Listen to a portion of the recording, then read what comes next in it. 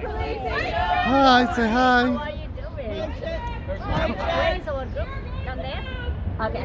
See you later. Okay. To another entrance. Follow Ivy.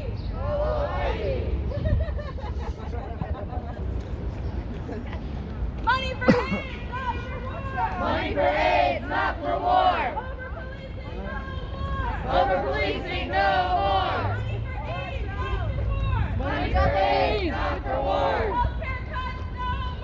Healthcare cuts, no more. Money for AIDS, not for war. Healthcare cuts, no more. Healthcare cuts, no more. Money for AIDS, not for war. Money for AIDS, not for war. Over policing, no more. Over policing, no more. Money for AIDS, not for war. Money for AIDS, not for war. Mayor Adams, no more. Mayor Adams, no more. When healthcare is under attack, healthcare is under attack. What do we do? Act up, fight back. When healthcare is under attack, act up, fight back. When healthcare is under attack, what do we do? Act up, fight back. When healthcare is under attack, what do we do? Act up, fight back. What do we do? Act up, fight back. What do we do? Act up, fight back. Act up, fight back. Act up, fight back. Act up, fight back. Act up, fight back. Act up, fight back. Yeah, we did need that big question in the end. But now I feel like we're in a good place. You got no representation. You about to do it yourself. They won't let you.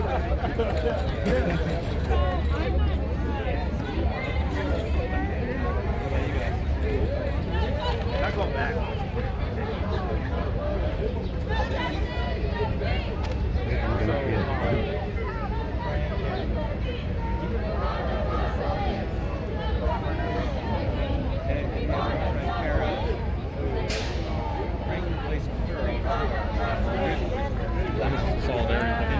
Kara was on tour. Oh, ya entendí, ya entendí. Ajá.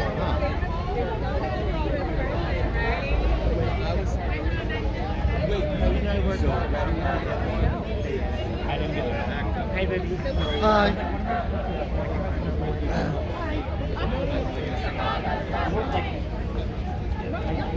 Hi, Bravo. Hey, good morning. How you doing? Okay. Hi, how are you? How are you? Hi, how are you? Videoing? Yes. Looking for Laura. She should be coming in sometime. Yeah, she'll come. She told me she will come.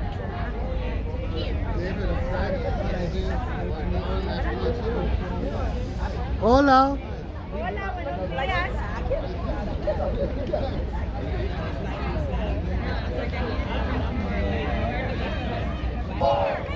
Mira, esa es la estrella que va ahí. No es como aquella que se cree la gran cosa. Money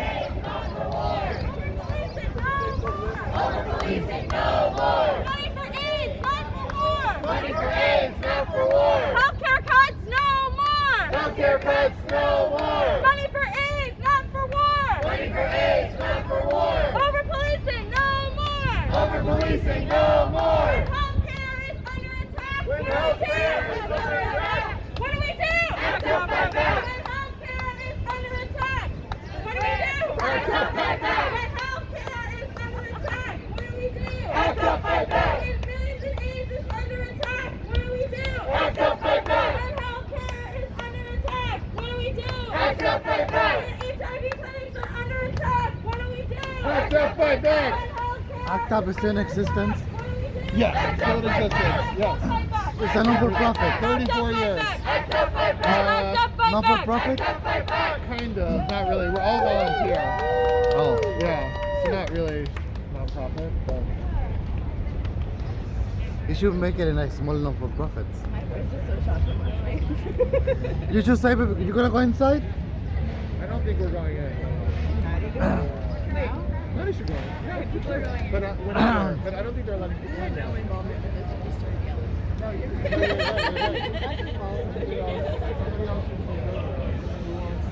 That city hall.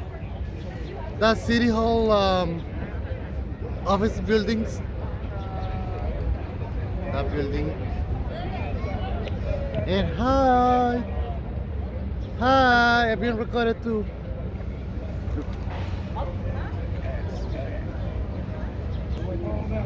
Ya no quiere salir. Just look at it. Just Look, look anywhere you want to look.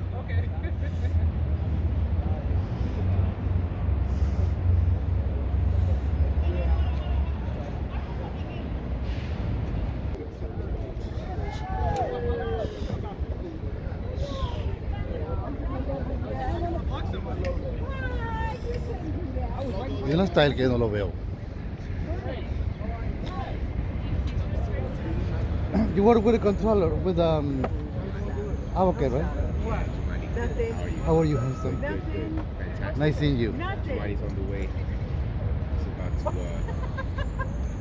let the world know the truth. The truth about what? This ridiculous situation Well, some that's things, happening some with- things deserve to be cut, but HIV/AIDS no. No. Neither this clubhouse thing is. And some and city needs to investigate every single agency where they waste their money.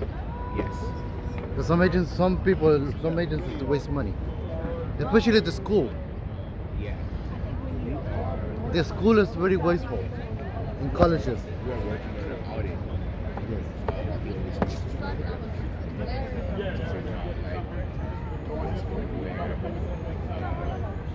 There's a lot of unanswered questions. So And the shelter too. You know, in the shelter,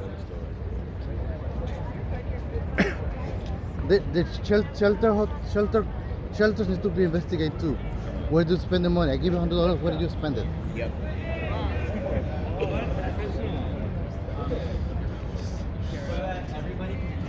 Monica, get you and Sam in the picture.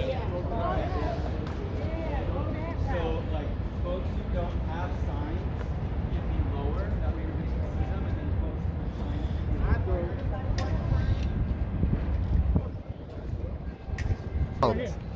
Explica que el clubhouse. Antes de tu record, right? You should. Like the outside of the Like a little square your box. whole person. I know, it's, Have legs and everything. oh really? That's why I was, oh my god. That's so great. That's so great. Chicken for Kentucky Fried Chicken.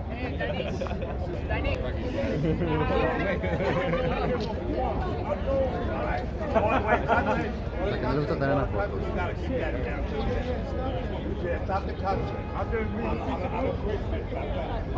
Go. Well, I'm part of non-licensed press. Yeah, I know. I have to get my press pass. Oh, hi, Mr. Levin. Got it. All right.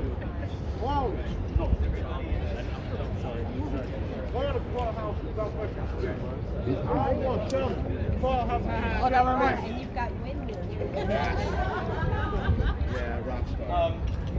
Everybody, we're going to start in a minute. It would be great I have the leg all of together. finish that. We're here to tell Mayor Adams that he's been around for a couple of days.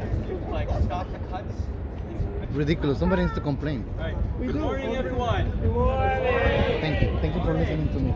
Look at all these beautiful people says a behind lot me. about you. Thank you. My name is Jason Sanciato. I'm the Vice President of Public Policy and External Affairs at GMHC, which was founded in 1982 as Gay Men's Health Crisis, the world's first HIV and AIDS organization. We're here today with many HIV and AIDS groups and many organizations that support the mental health clubhouse programs, and we're here to tell Mayor Adams one thing: stop the cuts! So I'm very excited to bring up our first speaker, Council Member Eric Botcher, co-chair of Yes. Stop the cuts. Stop the cuts. Stop the cuts. Stop the cuts. Stop the cuts. Stop the cuts. Hi, everyone. Eric Botcher here. I'm the city council member representing the West Village, Chelsea, and Hell's Kitchen, which was the epicenter of death during the height of the HIV/AIDS crisis. A crisis, by the way, that is not over. Not over. Not over. Please. I am here today with a heavy heart because we are facing cuts that all of us here had hoped that we wouldn't have to face. Cuts to vital HIV and AIDS services. They bring in the We made tremendous progress in the fight against HIV and AIDS. Tremendous progress. The kind of progress that I didn't think we would see just 10 years ago. We should not mistake that progress as a time to take our foot off the gas in this fight against HIV and AIDS. Because the progress we've made is because of these programs. We have to continue this fight until we win the fight against HIV and AIDS. A fight that is not finished. I am here with my colleagues in the City Council, my co-chair of the LGBTQIA+ caucus, Tiffany Caban, and Linda Lee, chair of the Mental Health, Disabilities, and Addiction Committee, and our borough president, Mark Levine. And we are united to stop these cuts. These cuts are heartless. These cuts are foolish. These cuts are penny wise, pound foolish. It's going to cost us £1 later in hospitalizations, in homeless shelter stays, and carceral system costs. That's what happens when you cut these vital services. I really want to give a big shout out to GMHC, Callan Ward, Emma Bowen Health Center, GMHC Housing Works. How's it work? How's it work? How's it work? All the organizations here. We work. Because you are the reason that millions of people are alive today. That's why And you're the reason why we're going to save millions of more lives by pushing back against these cuts and continuing the effort. So today we're going to go forth, my colleagues and I, as we go into City Hall, know that we're going to be fighting to stop these cuts and to continue to win the fight against HIV and AIDS. Thank you so much, everybody.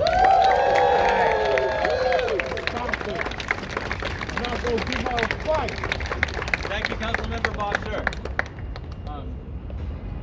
There are proposed in Mayor Adams' budget $5.7 million of cuts to HIV and AIDS Services Organization. $1.1 million of those cuts will affect GMHC. It will close 3 of our programs and affect 13 of our staff. That's so messed up. Before we bring some folks up from the affected organizations, I want to also welcome Councilmember Tiffany Caban, who's also co-chair of the LGBTQ caucus. All right. Good morning. Good morning. Ready to fight? Yes. How about that? Good morning. My name is Tiffany Caban. I am a council member in the 22nd District in Queens. But probably more important than that in this moment, I am a queer New Yorker living with a mental health diagnosis. And I am able to stand before you today in stable housing, with the continuum of care I need, and that's not the reality of every single New Yorker in the city, and it should be. Am I right? Yes. That's right. And so I want to talk about where we and the mayor of the city agree. The mayor has said time and time again that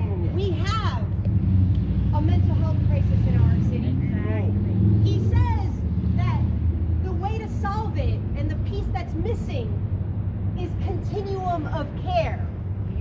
Where we are differing is how we get there, because I don't know how cuts to AIDS and HIV services, how cuts to clubhouse services does anything to make whole or expand that continuum of care that would address a critical crisis and make us demonstrably safer and healthier.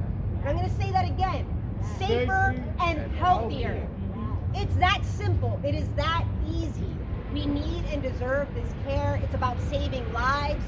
We can either keep throwing away money on cop cities, on all kinds of other things, or we can put money into the care of our people. We can say that that's right. We can say that we're not going to wait for a crisis because we don't want another Mohammed Ba. We don't want another Kowalski Treywick. We don't want another Win Rosario. We want people who have access to care they need every single day so that they don't reach crisis. And then on top of that, that we aren't sending the wrong workers that could end up with a deadly outcome. So let's save lives. Let's put the money in the hands of the people and the organizations that are delivering that critical infrastructure of care and fund them. And I'm going to do this right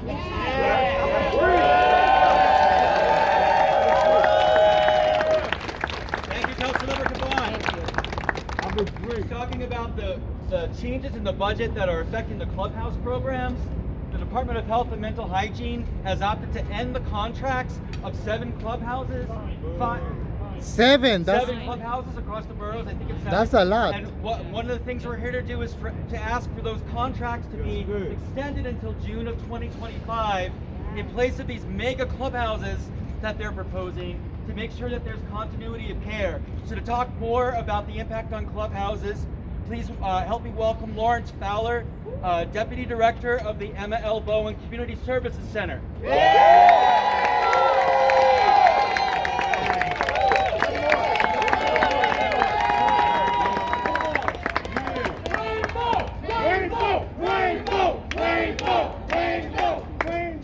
There's a funny thing about cut.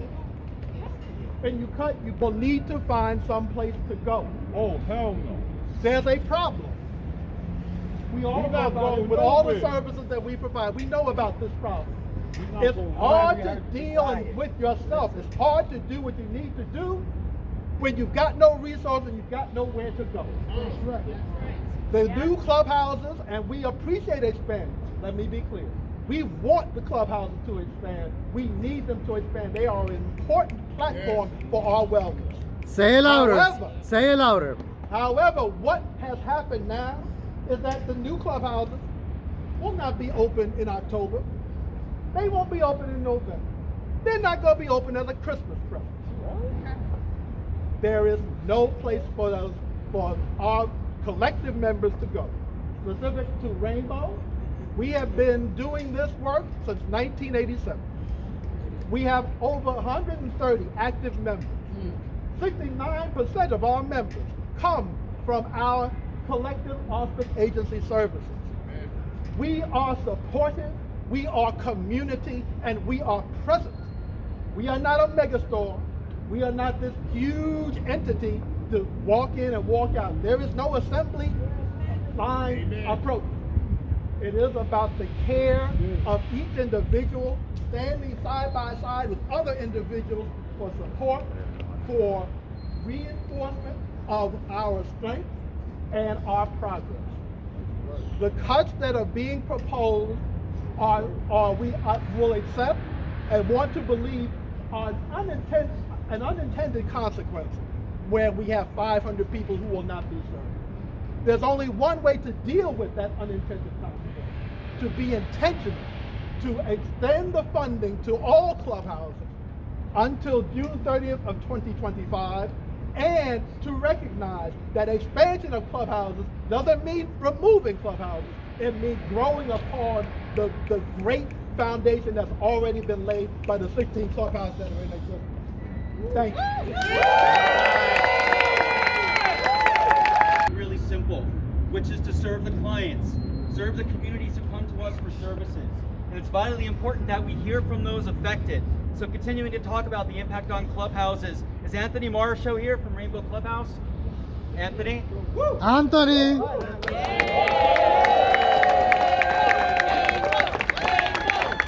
Go. I'm from Rainbow too. I'm from Rainbow too, look. Okay, we heard you. How about that? Good morning, everyone. Morning. My name is Anthony Marisha, and I'm honored to be here today because I've been a member of the Rainbow Club for 3 months, and they have impacted me greatly in dealing with mental health and dealing with the challenges of life and building great relationships with the staff. We're a family. And my feelings is if they take away the Rainbow Club, you know, that's like stunning my growth, because all the relationships that I build with the staff and with the members in the 3-month period of me being there is incredible. And like he said, I don't know where I will go after this. You know, I was lucky and fortunate to find this place. And that's all I gotta say. Thank you. All right. Yes!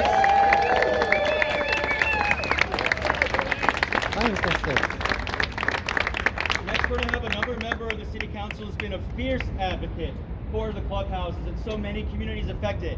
Please join me in welcoming Council Member Linda Lee. Yes!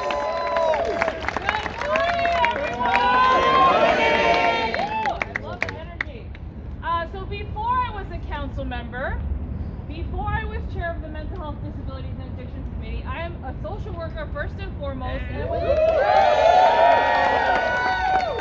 the nonprofit sector for 20 years, working alongside many of these organizations to make sure that we kept our communities healthy and safe. So what this administration is doing is abominable, in my opinion. I have visited clubhouses, small and large, and I've personally spoken to, and I know Dice is here. Right? Yeah, Dice, there you go. Leslie is going to speak also today. Dice for president. Yes, Dice for president. But I just wanted to outline some of the stories that we've heard.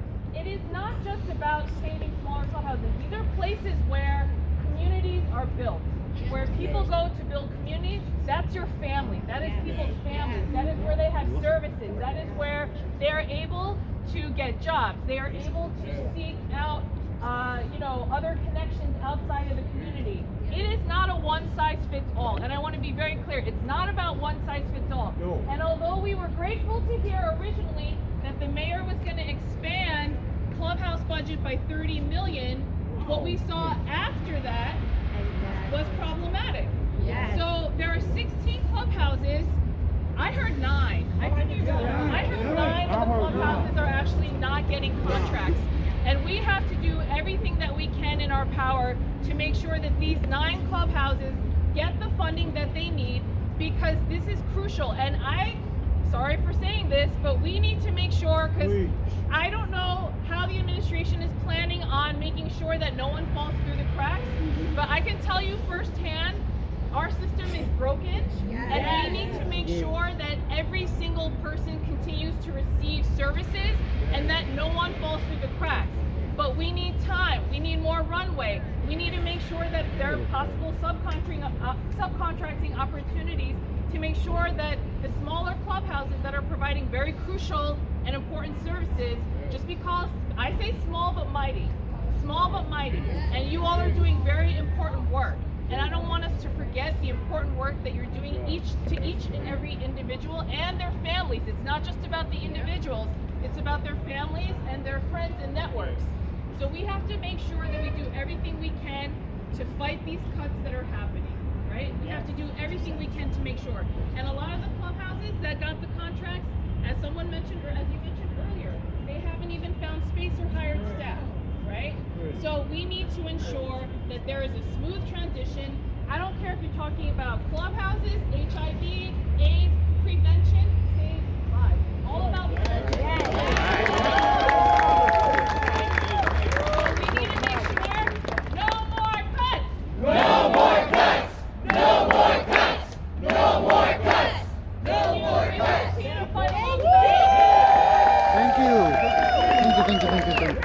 Thank you, thank you, thank you. Thank you, Councilmember Lee. Next up, a long-time servant to the city and a huge advocate. Please welcome Manhattan Borough President Mark Levine. All right. No more cuts. No more cuts! No more cuts! No more cuts! Shout out to this incredible coalition. Give it up for GMHC. Housing work. Give it up for Callan Lord. Give it up for the Emma Bowen Center. Valley 40 Center. And many more. I love all of you. I really do. I love all of you. I am in awe of the work you have done to save lives in this city for people who might have nowhere else to turn. You have done the hard work. You need funding to continue that work. Yes. That's what we're here to demand. Yes. The clubhouse model is proven and effective by treating individuals not as customers, not as clients, but as members who are full partners in the work to run these organizations with help for job placement to get their life back on track. Clubhouse works, and we're thrilled about the expansion of the larger program. But do not kill these 9 smaller programs. Do not do this. Many are in Manhattan. I know Bowen Center well. It's my old stopping ground. Right, the Rainbow Clubhouse is awesome. It is awesome. You heard from Anthony. It would be destructive to stop this program, which is succeeding in helping people before the new programs that are being funded are even up and running. Gotta Riverside has a small program that's in jeopardy. FedCaps has a small program in jeopardy in Manhattan. We don't want to lose those services. Those clients, those members could fall through the cracks. We want those programs continued at least through the end of the FY25, through June of 2025. You with me in that demand? Yeah! All right. Please. Now, as for our fight for HIV/AIDS funding, you know, the problem right now is not the science. Our failures to prevent the spread of HIV and help people who have this virus live healthy lives, our failures are not about the science. They're about our policy, our budget priorities. The truth is now, undetectable equals untransmissible. This is an enormous achievement. When we suppress the viral load, the virus will not be transmitted by sexual activity. That is an incredible achievement that back in the 80s would have seemed like a dream. But here we are, and the virus is still spreading.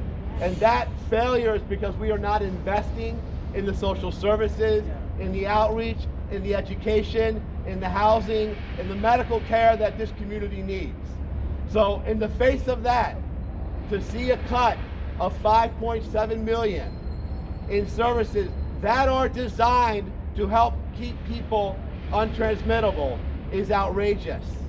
We need to keep these investments to help people because we know you equals you, and we want this city to invest in that healthcare reality. So I'm standing with you, whether you're helping the HIV/AIDS community, whether you're helping people with severe mental illness. We want these investments in this budget. This is our fight. Thank you so much. No more cuts. No more cuts. No more cuts! No more cuts! No more cuts! All right, thank you, everybody. All right, thank you.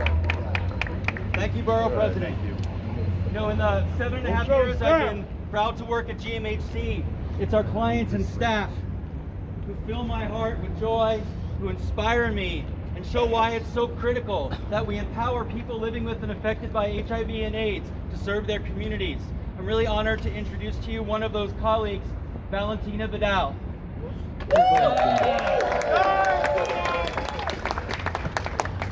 Good morning, everyone. Thank you for being here today this morning. No more cuts! No more cuts! No more cuts! No more cuts! My name is Valentina Vidal, and I'm the bilingual kitchen case manager for the workforce development at UBC. I'm here to ask Mayor Adams to restore funding in the fiscal year 2025 budget for our RISE Workforce Development Program, also known as Realizing Independence Through Support and Employment. I'm a case manager at GMAC because of the RISE program, and I'm also a client living with HIV. If funding is not restored, GMAC staff in the workforce program will lose their jobs. Clients will lose out on the specialized services only GMAC can provide. I also learned that GMAC was notified that 2 additional HIV prevention contracts with the Department of Health and Mental Hygiene will be terminated. That brings a total of nearly $1 million in cuts to GMAC funding and nearly 13 job loss. GMAC was founded in 1982 as a gay men's health crisis, the world's first HIV and AIDS service organization. GMAC provides comprehensive services to thousands of New Yorkers living affected with HIV and AIDS every year. In 2023, more than 70% of our new clients live on the federal poverty level. This is among the reasons why our workforce development program supports clients living with HIV and AIDS who are ready, willing, and able to return to work is so important. Training and linking clients for safe and stable jobs puts them on the path to financial independence and leads to better health outcomes like medication adherence and improved mental health. Since 2014, GMAC RISE program has helped close to 700 clients find employment by providing culturally competent individual assistance, including resume building, vocational training, internships, employment, benefit counseling, as well as job placement and retention assistance for undeployed and underemployed workers at all stages of career readiness. Yet, if the budget cuts go through, GMAC will lose over $400,000 for the RISE program. That's a lot of money. This irresponsible cut is penny-wise and pound-foolish, as it would create nearly a barrier to clients who can return to work. It is also important to know that GMAC serves clients' population with a long history of mistrust, government, and healthcare services delivery. We have built a relationship with and reputation with the community for 42 years that is critical to successfully managing the RISE program. We have a SUNY advanced technology training, information networking, attained computer lab our facility. In 2023, our lab was completely furnished with new computers, related technology. Attain enables clients to receive the practical skill training and certification needed to succeed in the digital world. Computer skill development, computer literacy, language learning, including ESL as a second language, academic and GED test preparation. We asked the mayor not to cut the RISE program, so the vulnerable New Yorkers living with HIV and AIDS will be provided with the training and tools they need to find employment and economic independence. Thank you. No more cuts! No more cuts! No more cuts! No more cuts! Thank you, guys. Thank you, Valentina. All right, I could be mistaken, but I think there might be some people from Housing Works here. Thank you. Please welcome Housing Works client Ruth Garcia.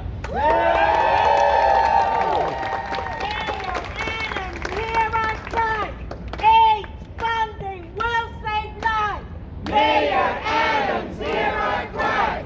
AIDS funding will save lives. Mayor Adams, hear our cry. AIDS funding will save lives. Yeah! Good morning, everyone. My name is Ruth Garcia. I'm a client as well as a board member from the Healthcare Services Board from Housing Works. Thank you. Now, please bear with me. I've never done this before. This is my first time. And it's all right. It's important for me to be here to let you know how devastating these cuts will be towards the Undetectables program. I'm a client, like I mentioned before, and I'm gonna speak like a client right now. Okay. I've been a client from Housing Works 5 years. When I first came to Housing Works in 2019, it was the start of the COVID, okay? I came, I was homeless. I was living in a shelter. I was detectable, okay? I was diagnosed in 2007. Here it is, 2020, and I'm still not undetectable, knowing that the program has been around since March of 2014, okay? Now let me explain to you what the Undetectables is. It's a program that basically links HIV-affected people with linkage to healthcare with a provider and case manager.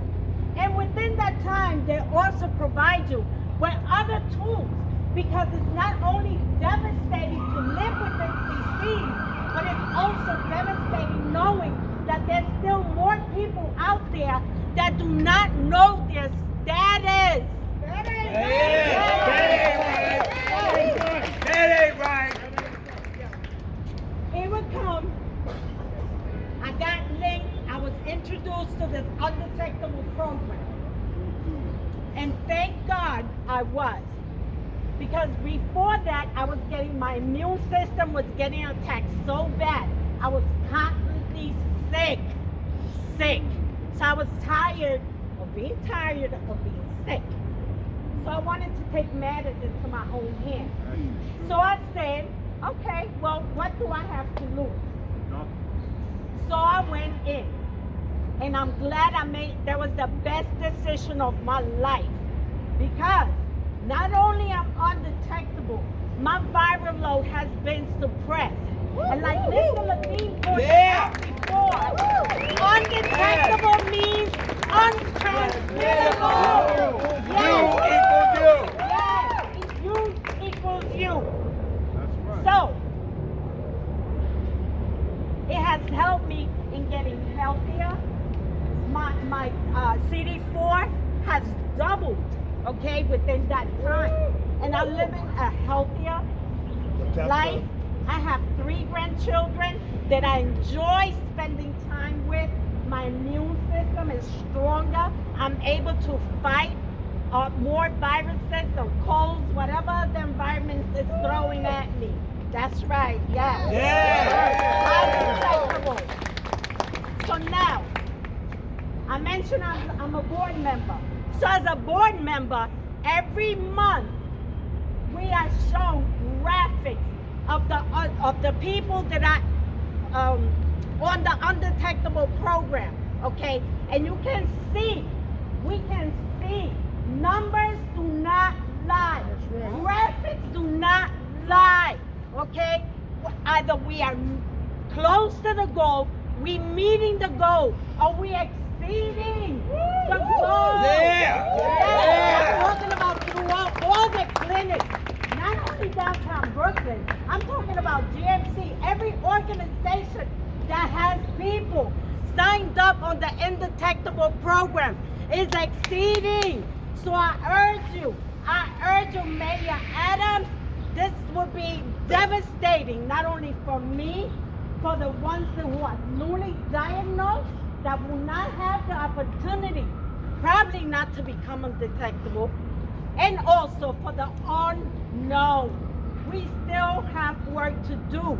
Even though we have, okay, yes, there's more undetectable people. Yes, we're reaching the goal, but there's still people getting infected. This will impact the outreach community. Say it louder. You will not be able to reach others that do not know their status. It is important in order to get them back to health. They need to know their status. So in conclusion, go again. Go ahead. Go ahead. No problem. Mayor Adams, here I come. Every funding will save lives. Mayor Adams, here I come. AIDS funding will save lives. Thank you.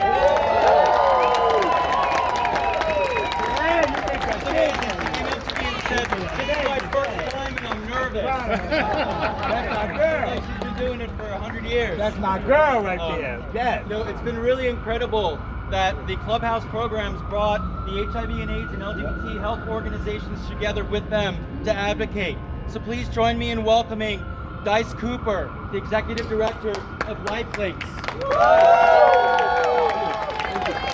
Stop the drugs! Stop the drugs! Stop the drugs! Thank you. So it's not only stopping the club, but it's actually closing 9 clubhouses, right? Closing 9 clubhouses. Thank you. I want to say a big thank you to Linda Lee, who has supported our effort for so long. I don't know what we're doing. Thank you so much. And then our first member, who's been there, who also visited our clubhouse. We want to thank you for all the support. My name is Dice Cooper, and I'm the clubhouse director at LifeLinks in Queens. I want to thank you all for being here, but I want to focus on our members. I want to focus on 3 members who have come to LifeLinks Clubhouse. I'll tell you about the first member who came to us from Florida. Came in and needed help. Went to so many programs in New York City. Tried for help and couldn't get the help that she needed. And she came to LifeLinks. Her goal was to get a job. She wanted to go back to work and to be able to get reunited with her daughter. And I can tell you she's not here today, but she has a full-time job through LifeLinks Clubhouse. So Clubhouse save lives. Clubhouse have been able to help and assist so many members. The second member I want to talk to you about is here today. He came to us as a chef, and he had been a chef for so many years before he got sick. He was looking for a place to reconnect, somewhere to come where he could be able to exercise his skills and get back into society. He's here today, and he's a member of LifeLinks Clubhouse. He has come to LifeLinks, and he's been working in the clubhouse. He has changed our food service. And so he's here today. I want to thank you about Martin. Thanks for being here today. And the last member that I want to talk about is Stephanie. Before Stephanie would come to LifeLinks, she couldn't leave her apartment. She would be in all day. She couldn't get on the subway, on the train, on the buses. She couldn't do any of that. And then she came to LifeLinks. And she was some person who wouldn't talk, wouldn't say nothing, would just sit in and she just wanted a place to be. You know, the last time the commissioner was here, he said Clubhouse is a hangout spot. You see, you're talking to someone like Stephanie. Stephanie who came to LifeLinks and couldn't talk to anybody. She just needed a place to go. Today, Stephanie, one of my colleagues is here. We call Stephanie the Clubhouse coordinator. She's now connecting with everybody. She's working the Clubhouse. And so those are things that we've done to save lives, to make sure these members can get back into society. We've waited, all right? We've waited for the commissioner. We sent letters to him and we've waited, right? We've invited him to our clubhouse. Our councilmember Lina Lee invited the commissioner there, and we are still waiting. We can no longer wait.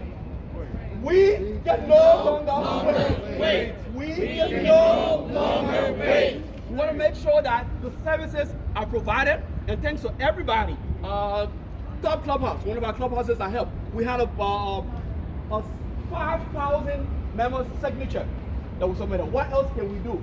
We've done more. So we hope that the mayor will listen. We hope that the commissioner will listen, and that something will be done about making sure that clubhouses, the 9 clubhouses, that services will be restored. Thank you. No more cuts! No more cuts! No more cuts! No more cuts! All right, please join me in welcoming Council Member Shekhar Krishnan.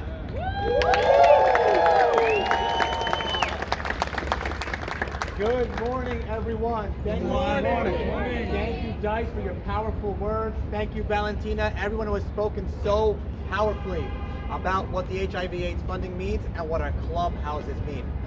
My name is Shekhar Krishnan. I'm the council member for Jackson Heights and Elmhurst, Queens, and LifeLinks at Elmhurst Hospital is in my district. And I know firsthand how that clubhouse saves lives, as Dice said. Let's take a step back for a second. We know that the mental health crisis in our city is the most urgent one. we need the most resources and support for mental health and for public health. So to see the mayor and DOHMH cutting from our clubhouses, cutting HIV/AIDS funding is shocking. And that's why we say loud and clear, no more cuts. I have seen firsthand the work of the clubhouses in our city. When I went to Elmhurst Hospital, a hospital that opens its doors to everyone who comes in, refuses no one, serving over 1 million residents in Queens, regardless of insurance status, regardless of immigration status. Elmhurst Hospital has a beloved clubhouse in White Plains. And I went with our phenomenal mental health chair, Councilmember Linda Lee, and we sat and heard story after story from every member of Elmhurst Hospital's clubhouse who said, this clubhouse saved my life. This is why I feel better today. I don't know what I would do without this clubhouse. Story after story, word after word about the impact it's having every single day on my constituents and constituents across Queens. And I know, as the child of immigrants, as an Asian American, representing a district of immigrant communities, I know that mental health isn't talked about enough in our community, that we're battling stigma and so many other things. But you know what provides a safe haven, as you all know so well? You know what protects our communities that need the help and resources? It's our clubhouses. So I find it shocking that in this moment, when mental health is one of the most top issues in this city, that we would be cutting from our clubhouses. When public health is one of the top issues in our city, that we would be cutting HIV/AIDS funding.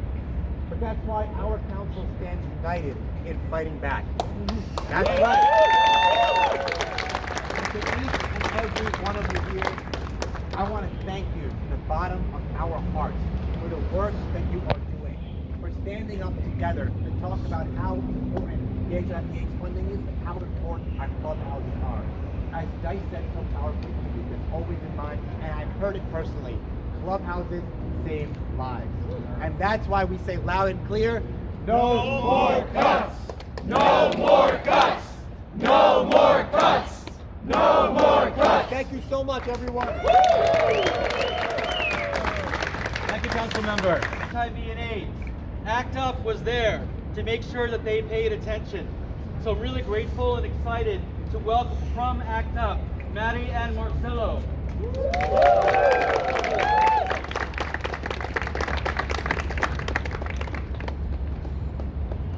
Hi, my name is Marcelo Maia. I'm ACT UP New York. Hi, I'm Maddie. I'm with ACT UP New York. ACT UP was created in 1987 after a speech by Larry Kramer at the Gay Community Center to an audience who was really scared. Many people with HIV at the moment. After this ACT UP was created, and started a demonstration on Wall Street against Boris Welcome, the maker of AZD, which was charging $10,000 a year for the treatment. Since then, we have met every Monday from 7 to 9 at the LGBT Center, and we still meet there. The issue with cuts on HIV is that we already late to end the epidemic, HIV epidemic in New York. It should have ended in 2020, and COVID derailed those plans. Okay, COVID is not it's history apparently. Nobody talks about it anymore. Nobody wears a mask anymore, and we don't know how many people are being infected with COVID anymore because they are not reported. They stop reporting the number of infections and then stop reporting the number of hospitalizations too. And I guess deaths. So COVID apparently is history while people still get infected. And the other thing is monkeypox. I'm sorry, they changed to mpox, which resolved the problem. No, it's still there, and transmissions are still going on mpox. The first semester of this year had more transmissions than the whole of last year. And why talk about mpox and COVID? because people with HIV, 140,000 people with HIV in New York City are for a higher risk for complications if we are exposed to COVID or mpox. I don't understand how cutting money for HIV will bring us closer to end the epidemic in New York City. And also, people who will be most affected by these cuts are Black and Latino people. People that look like you, Mayor, are the ones that are going to be most affected by the cuts on HIV. Please reconsider this and stop the cuts on HIV and AIDS. Thank you. When AIDS funding is under attack, what do we do? When AIDS funding is under attack, what do we do? The money the city spends on policing is a public health crisis. We spend $29 million a day on police. We have funds for healthcare. After New York demands that funds for policing are redirected to support and protect HIV/AIDS treatment, COVID testing and treatment, supporting DOH/MH sexual health clinics, and mpox vaccine distribution. We demand that the city reallocate funds to support HIV healthcare, especially for long-term HIV survivors, many of whom have been living with the virus for decades. This includes protecting and expanding the U=U campaign. Long-term survivors have been instrumental in preventing the spread of HIV, and they must be given a seat at the table when the city crafts and implements the budget. DOH/MH sexual health clinics and COVID testing should not be pitted against each other for funds. We can reimagine community care where the two happen in tandem alongside each other, alongside efforts to support housing. The DOH/MH must stop clear bars with condoms and have a plan for mpox vaccine distribution. We will not allow Eric Adams to come for people with AIDS, cut our health care, and pretend COVID is over. Money for AIDS, not for war. Over policing, no more. Act up, fight back.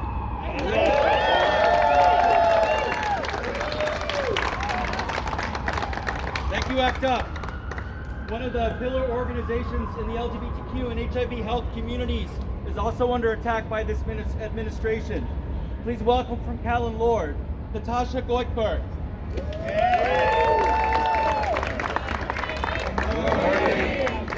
Hi, Natasha. Hi, good morning. My name is Natasha. I'm the Director of Care Coordination at Callan Lord Community Health Center. One of the programs that I oversee is the Undetectables program, a life-saving program, as we have heard today by many speakers. If you don't know Callan Lord, we are a global leader in LGBTQ healthcare. We provide sensitive and quality care regardless of people's ability to pay for over 20,000 New Yorkers and those in the surrounding region. I am here to call on our city's leadership to restore funding for life-saving HIV and prevention programs. For Callan Lord, that means we lose over $300,000 with these budget cuts. That ain't right! That ain't right! One of the programs impacted by these cuts is the Undetectables program, which offers hundreds of dollars annually for patients living with HIV to maintain and sustain a virus-suppressed viral load and to become connected to regular healthcare appointments.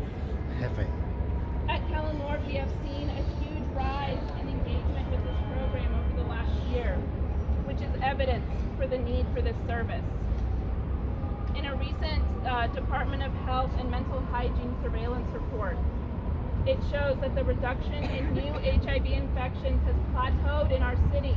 This should further be strong evidence that funding for HIV services should increase if we are to truly end the epidemic. Today, I am humbled to share with you a brief story of the impact of the Undetectables program on one of our patients, whose name has been changed to protect his identity. Miguel is a Callan Lord patient who is living with HIV. He was brought to the United States as a small child by his parents. Today, he is undocumented. He faces many challenges, including limited access to care and lack of stable housing. His financial situation is dire. He struggles to afford food. The Undetectables program was a turning point in his life. The money that the program offers, as well as the linkage to case management and other support services, was not just a bonus for Miguel, it was life-saving. During a really hard session with his patient navigator, Miguel was overwhelmed by the emotion at the challenges in his life. The tears he shed were a testament to the immense pressure he faced and the hard work he had been putting in to become virally suppressed. During his visit, Miguel and his care team learned that after much work, Miguel had finally become virally suppressed for the first time in his life, and he became qualified for the Undetectables money. This was a first.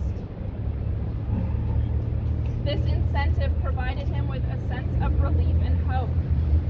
The program transformed Miguel's life and his approach to healthcare. It encouraged him to be even more consistently engaged with care. The possibility of the Undetectables money serves as a powerful motivator for patients to respond to phone calls, engage in care, attend appointments. It's a tool, not just for financial support, but for fostering deeper connection with patients and their healthcare providers. For Miguel, it's not policy, it's not bureaucracy, it's a lifeline. Patients like Miguel can see a brighter future because of the Undetectables program. They are empowered to take control of their lives and their health. Without this funding, Helen Lord will not be able to provide this lifeline to our patients anymore. And there are thousands of stories like Miguel's in this city today.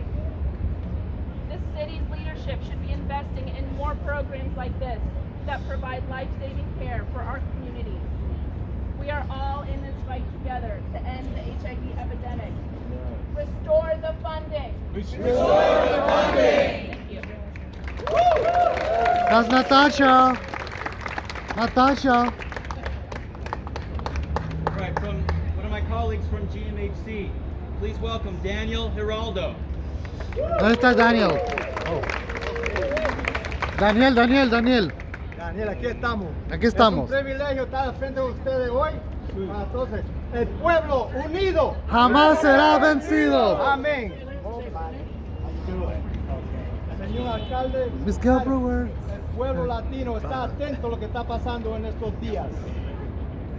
It's a privilege for me to speak before you guys today on everything that my colleagues and my friends have spoken before me on how these things are impacting our people that are coming to our agencies, our clubhouses, our organizations for the assistance that they need, for the love and care that we provide for them that they in turn share with us.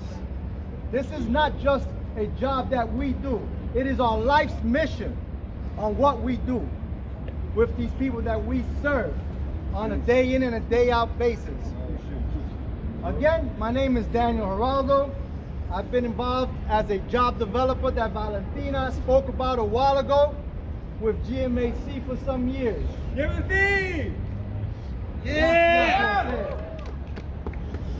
With this task that I've been blessed to do at GMHC, I've met countless of individuals that we have placed in employment, viable employment in the city of New York.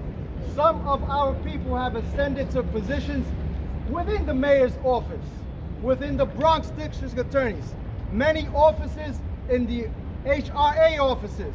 We have people that have graduated from our program that are working in these particular areas. So what the mayor is proposing to cut our funding at GMHC, it's not only impacting the workforce program, it's impacting a few other programs that some of the people have already spoken about. They are impacting the Undetectables program, right? Which we all know. You equals you. You equals you. Amen to that, right? Amen. We also talk about the assistance that we provide for the long-term care survivors. These are programs that have been involved with GMHC from our very first day, 42 years ago. So for the mayor's office to propose this cut is taking us backwards. Meanwhile, for 42 years, we've been moving forward, right? Our people do not need to go backwards because that's going to take us a different way, all right? Many of our council members, many of our colleagues have spoken how that's going to affect us, right? We need to worry about and look at the people that are before us on a day-to-day basis that I mentioned before. So I'm going to talk a little bit of some of these programs that are affecting us, right? The HIV and prevention literacy that deals with the older survivors, right? HLA for short. Then there's the undetectable programs that I mentioned about before. And of course, the RISE Workforce Program. These are some of our programs at GMAC that serve countless of people at GMAC. However, the mayor's budget is excluding these people. Again, we do not need to go back. We are moving where? Forward. Amen. Right? So as I mentioned before, GMAC was founded in '82, all right? And it was the first HIV organization that was created, all right? 45% of our clients are aged right now 50 and over because of our long-term survivors campaign. Our services to those people that have come before us needing care and love. Not so much as assistance, care and love. That's what we provide. That's what helps our people get by this. Okay? Not the work that we do. The work that we do is a mission. It's a life's calling, right? We don't do this just for a little thing. Some of us can be making hundreds of thousands of dollars somewhere else with comparable work that we do. But no, we do this because of our care and our love for the people that we see daily. That's right. Okay? Yeah. Our clients come. Just a couple of weeks ago, we was all at Central Park, right? At the AIDS Walk New York event, where we took over Central Park as we do every year, right? That's our message to everyone around, that HIV and AIDS is still around, all right? Do not forget, all right, that people are not talking about it as quote unquote, it's a managed illness, right? We are hoping to eliminate it completely, all right? But when we take away money, we cannot move forward. We cannot do that, right? So again, our mission this year's statement was to fight stigma and ageism, all right? Many of us know that our people are getting older because now we can live with the illness, as one of our colleagues here spoke about a little while ago. Look what she has done in her life, right? Her life has changed because of the love that was provided for her, right? That's what we are talking about doing here, right? In 2023, HLA, the long-term service, it serves 734 participants, right? In 34 activities, right?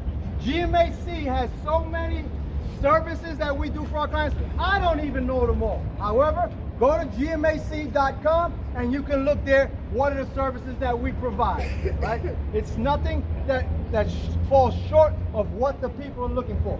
If the people are looking for a service, it's at GMAC, right? Ensuring that the people diagnosed with HIV are engaged with medical care and supporting them in reaching undetectable levels. U equals you. You equals you. The program provides expert case management. And there's a colleague. That's a testament of the U equals you. You equals you. That's that superhero. You equals you. That's what we want, right? It's to suppress this illness, right? Not let it bring us backwards. We want to move where? Forward. That's where we're going, okay? We know that our clients are facing multiple challenges. We know that. So when our clients come to us, the power of silence. Mayor Adams, listen to what is happening. The Latino community is watching everything that you are doing. People are coming here for the love and care that they cannot get elsewhere. That is what this city was founded on. That is what this country was founded. Listen to your people. Yes. Listen to your people. All right? El pueblo latino está atento. Thank you, Daniel. Thank you. AIDS crisis isn't over till it's over. All right. To finish this out, we have two incredible leaders in our city government. First, please welcome Gail Brewer.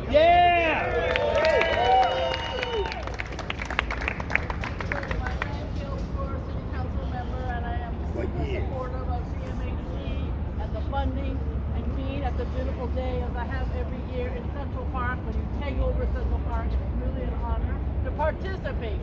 So I'm here for that. I'm also here because I represent one of the amazing clubhouses that Goddard Riverside runs.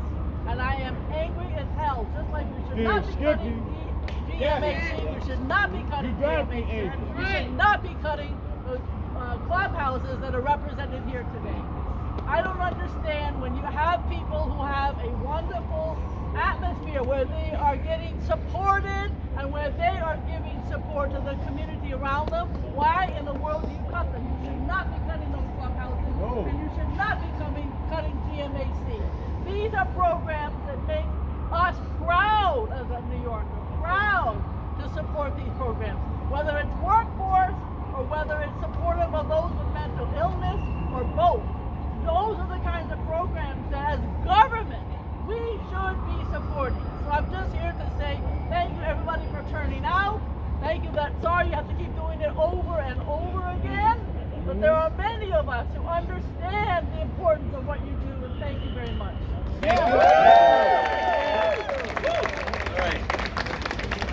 Before we bring up Public Advocate Jumaane Williams, it's critical we hear from one more person impacted by the Clubhouse program. Please welcome Antonio. I think for me, the Clubhouse it's a club, but it's also a family. I remember in March, I was living my life as a therapist and just doing my thing, and then I had too many strokes at work.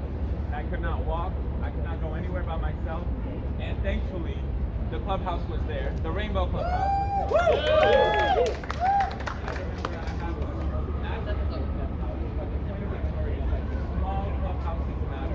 They were there to support. They called, they checked in on us. They did all of those things. So the fact that these are getting cut is something that is not only making me upset, making me frustrated, and I don't get it. If you have a family, why would you tear apart a family, Mayor Eric Adams? This is directed for you.